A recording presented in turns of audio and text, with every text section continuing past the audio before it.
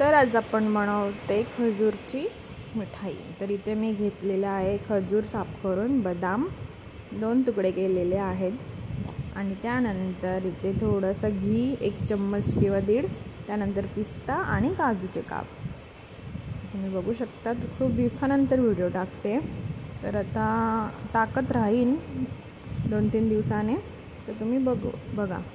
तर आता खजूर कसं साफ करायचं, तर इथे बघा मी काळावाला एकदम खजूर घेतलेला आहे, ते नरम असतो। तर त्याला आता मी असं सालं काढते, त्याची सालं आपल्याला काढायची आहेत चांगल्या प्रकारे, एकदम इझिली निघली जातात, बघू शकता।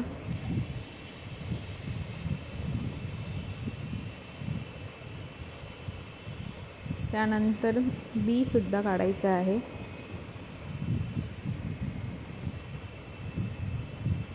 खजूर 2 प्रकारचे असतात, तर आपण ब्लॅकवाला घेतला, एक ब्राऊन असतो। त्यानंतर आता मी इथे कढई गरम करण्यासाठी ठेवली आहे, त्यात मी टाकते तूप 1 ते 1.5 चम्मच छोटा।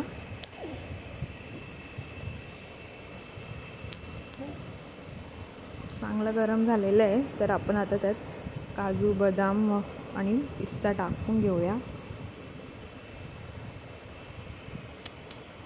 छानपैकी आपल्याला परतवून घ्यायचे आहेत। जास्त घीचा वापर सुद्धा करायचा नाही आहे। चांगल्या प्रकारे परतून घ्यायचे आपल्याला, मस्त ब्राऊन करायचे आहेत हलके।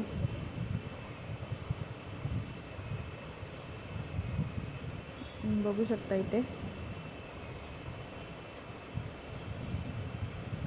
त्यानंतर चांगल्या प्रकारे आता शिजून झाले आहेत।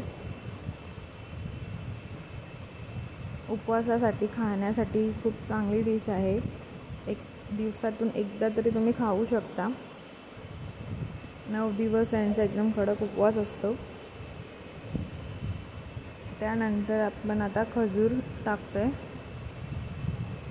गॅस एकदम स्लो करा किंवा शेगडी एकदम स्लो करायचे, चांगल्या प्रकारे आपल्याला आता त्याला फेटून घ्यायचे आहे। असं बघू शकता तुम्ही, अशा प्रकारे आपल्याला शिजवायचं आहे।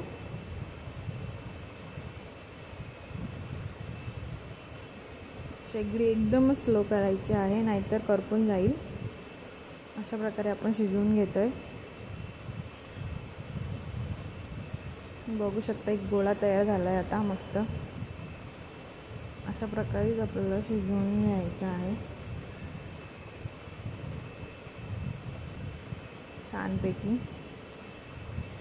9 दिवस ज्यांचा कडक उपवास असतो त्यांना खाण्यासाठी खूप चांगलं आहे, प्रोटीन सुद्धा आहे त्यात, सर्व ड्रायफ्रूट्स, तर नक्की ट्राय करा।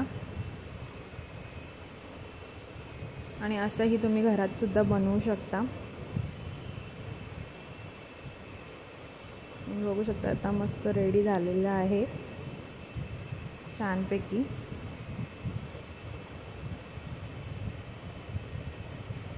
एकदम गोळा तयार होतोय। अशाच प्रकारे आपल्याला स्लो गॅसवर शिजवून घ्यायचं आहे।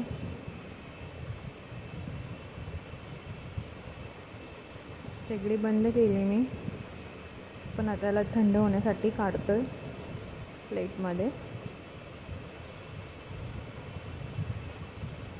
हात लावायचा नाही, खूप गरम असतं। थंड झाल्याच्या नंतर तुम्ही बघू शकता तरी थोडं नॉर्मल गरम आहे।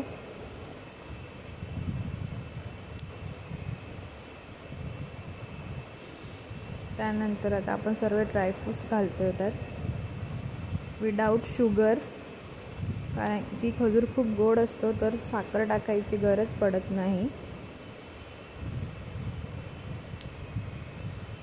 तर अशा प्रकारे आता आपण सर्व मिक्स करून घेतोय।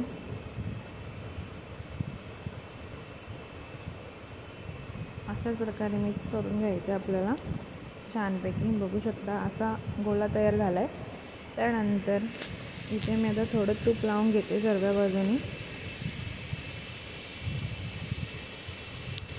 सर्व बाजूनी चांगल्या प्रकारे लावून घ्यायचे।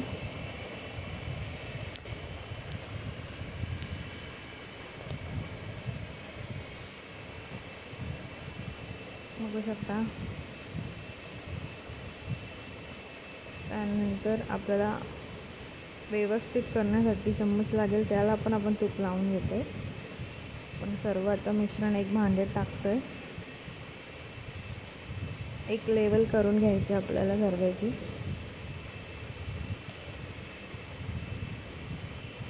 अशा प्रकारे आरामात दाबत घ्यायचे आहेत मस्त.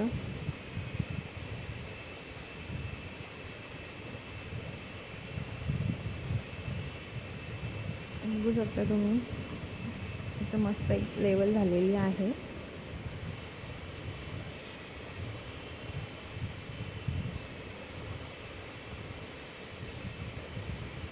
मस्त एकदम असं खूप छान वाटते.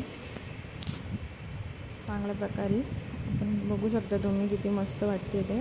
तर 5 मिनिटासाठी आता आपण तिला फ्रीजमध्ये ठेवणार आहोत. त्यानंतर तुम्ही बघू शकता प्लेट स्वीट इथे रेडी आहे. तर आपण आता कट करून घेतो आहे. खूप छान पीसेस पडलेले आहेत आणि खाण्यासाठी एकदम रेडी आहेत. दिसतात पण खूप सुंदर. तर नक्की ट्राय करा आणि कमेंट करून मला नक्कीच सांगा.